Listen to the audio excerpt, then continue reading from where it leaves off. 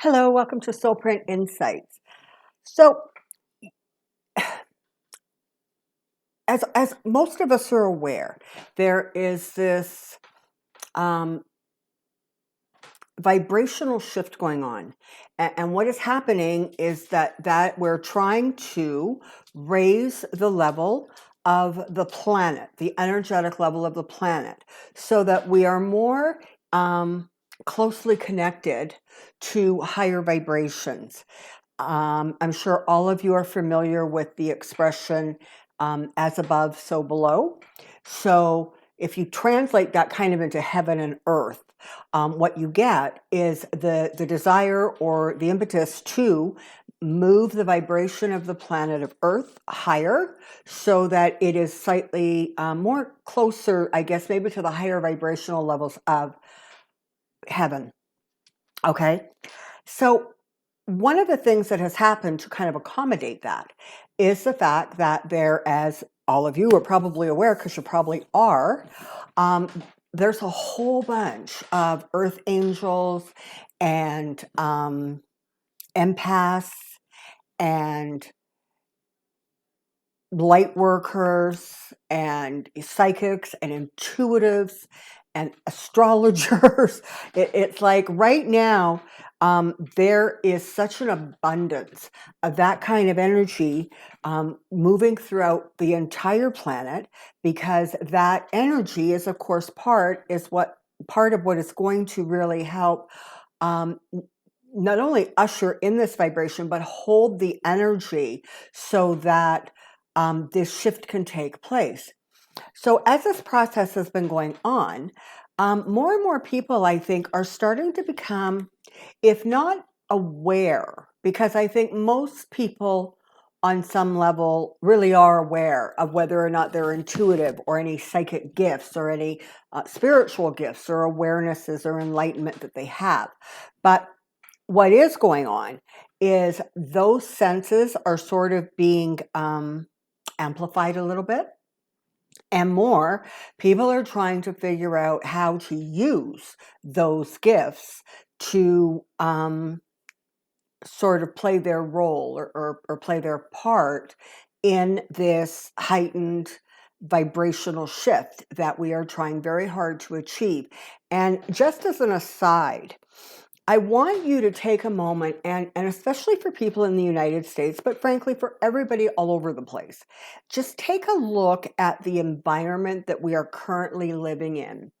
And you can really see how there is a sort of a need to command our officials, whatever kind of officials they are, whether they are the school board officials or our state officials or provincial, officials, whether it is our federal government. We are sort of moving towards a place where you can really see some of the old ideas kind of falling by the wayside and being kind of deemed, not acceptable anymore. It's like, we understand that there's corruption in the world, okay, but we don't need it like blatantly in our faces. And every country that is dealing with this pandemic is experiencing that process, the process of what things from before do we get rid of because they don't work anymore in our current environment, and what things do we need to keep because they are working, and what new things, what outside of the box thinking and ideas do we need to start implementing to be able to move forward. Okay, so there's a whole lot of analyzing and processing and shifting going on. So one of the things that on an individual basis comes into play is sort of trying to figure out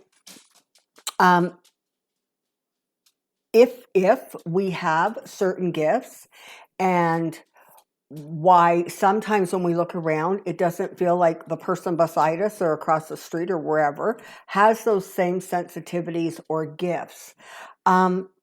And so at some point, I questioned Masudius, and I wanted to know, like, is it true that only some people have psychic sensitivities or gifts?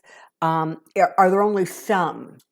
Or is it are there others and we just don't look at or perceive them, maybe correctly? So I wanted to share with you the guidance or insight that I got, the answer I got when I posed that question to Masudius. So here we go.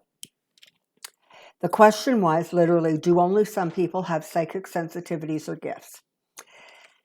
None who come to Earth, sorry, hang on, I just need my little marker thing here. Okay.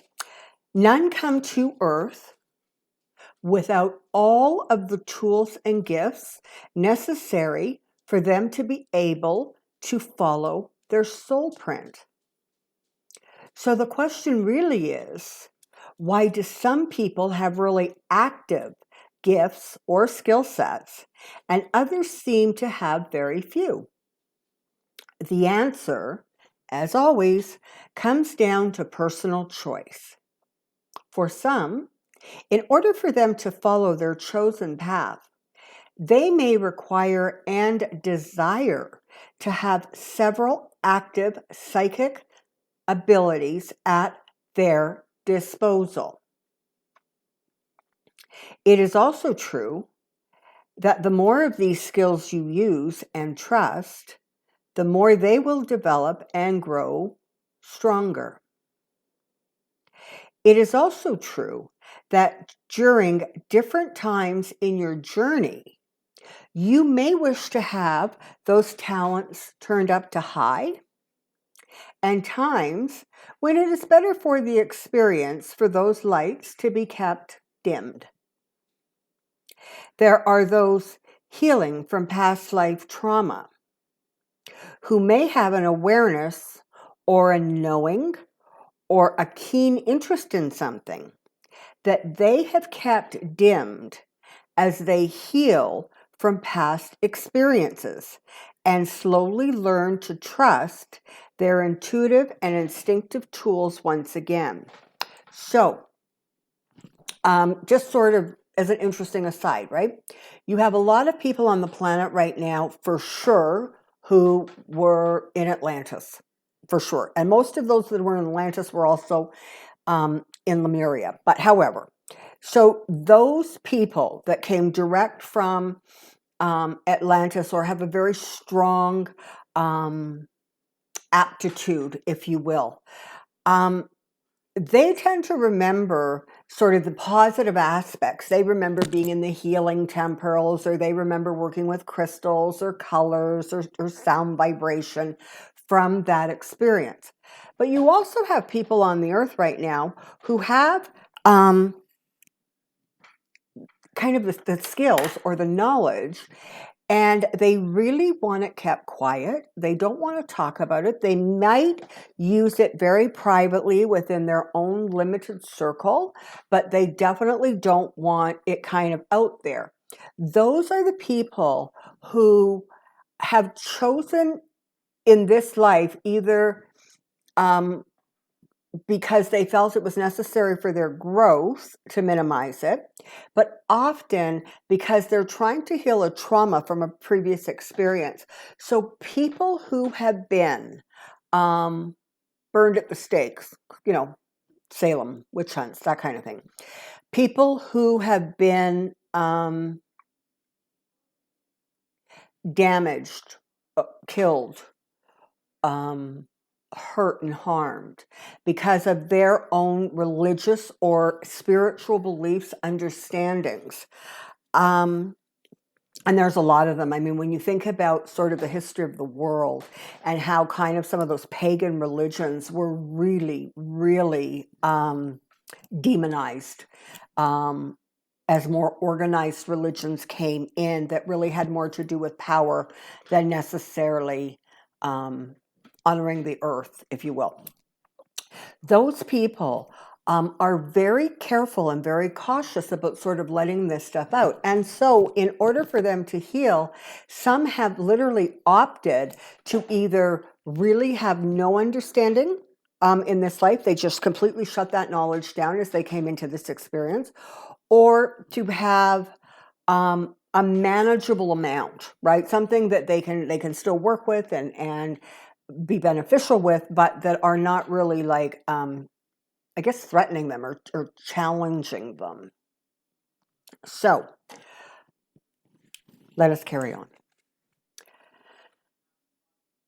Further, there are many who have gifts in place that would not be considered strictly extrasensitive or psychic. They include traits such as charm, self-deprecation, or perhaps the ability to read people, or someone who has the ability to see and analyze scientific or mathematic data. Those who are geniuses or child prodigies have also returned to the physical with the necessary tools.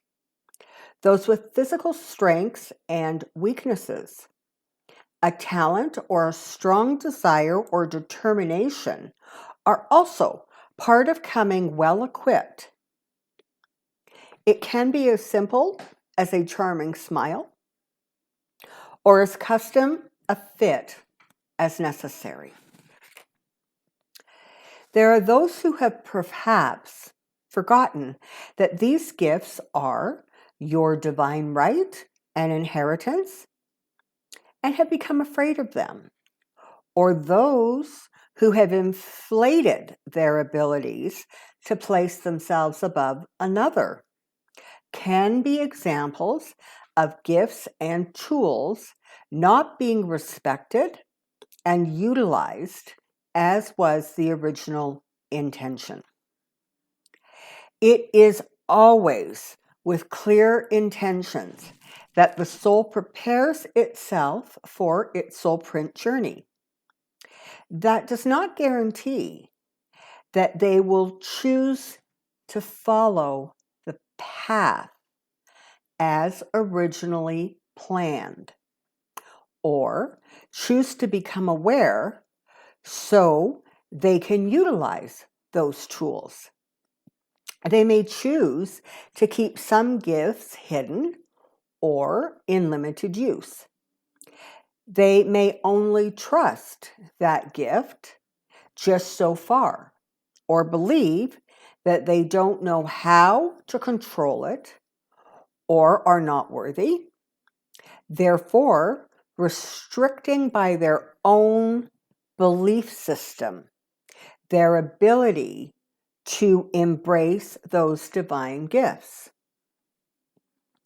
Know that as each of us are that which is from the divine and intending to return to the divine, we always have at our disposal all that we could ever need to achieve all that is desired. Thoughts are powerful. Words are more powerful, and deeds more so. But it is the desire and intention that help to create the reality in which you are living. Use all of your talents and gifts. Use your gut feelings and your brilliant insights. Use all the threads of this life experience to continue to create the tapestry that will utilize, reflect, and showcase that which is your soulprint journey. We remain at this time Masudius. So, it's an interesting thing. As you most know, I do private readings. If you're interested, go to the box below and there's an email address. Send me an email. I digress. I do a lot of private readings, and very, very often, a question will come up that, sounds roundabout like this. What am I doing here? What is my purpose? What am I supposed to be accomplishing? And the really interesting thing is that invariably, when they are asked that question, over the course of the reading, what they discover is that really unknowingly, almost unwittingly, they have actually been honoring and serving their purpose. And so, you know, you need to take that into consideration and really think about it. Because the answer really is, if you're living it, you're probably doing it. Okay. We come uniquely equipped for our soul journey. Okay. And we are just almost instinctively or intuitively drawn to or attracted to the areas that are ultimately going to benefit us in terms of living our soul print. So if you're one of those people who is curious about what your purpose is, sort of look to your life. Have you always been unbelievably compassionate and sensitive towards animals? Perhaps your soul print has to do with nothing more than offering your love and support to animals in shelters. Maybe it is about communicating with animals. Maybe it is about energy healing with animals. Likewise, music, children. Are you okay, Skittles? Okay. Music, children, art, science, science. When you actually look to the elements, the major elements or the components of your life, you actually can start to understand what the purpose is. And, maybe you may need help, a little bit of help sort of defining how you want to utilize that purpose, but you really can figure out the purpose. And what you come to learn is, even though you may not be able to see auras or you may not be able to channel information, rest assured, you have whatever skills or tools are necessary for your personal journey. And the thing to remember is that really, it is very, very rare, no matter when somebody leaves the physical reality of this world, it is really rare that they do it before they have completed the journey or before their time, even though we here on earth may not necessarily see that or even appreciate that. But the reality is, for that soul, they're done. If you can, think back to what the last day of high school, because the last days of university are a little different because life's really serious then, right? And you got to think about getting a job and paying back your student loans and that. But high school, right? The sun is shining, the birds are chirping, and you are flying out those doors because you're done. Now, how thrilled would you be if somebody said, okay, well, you've accomplished everything you wanted to accomplish, but yeah, you know what? You have to go back and do another 3 years because you just have to. People would be upset. And that's sort of the same way the soul feels, right? It's like, when we've done what we need to do, we're ready to leave because we know that we are still connected to those we love. We take the love with us. We know that we can still watch over, take care of, and be with those we love, just not in physical form. So, we often think that the tragedy of life is death. It's not. It's simply not. All right. For now and until next time, stand in your strength and stand in your light. Bye for now.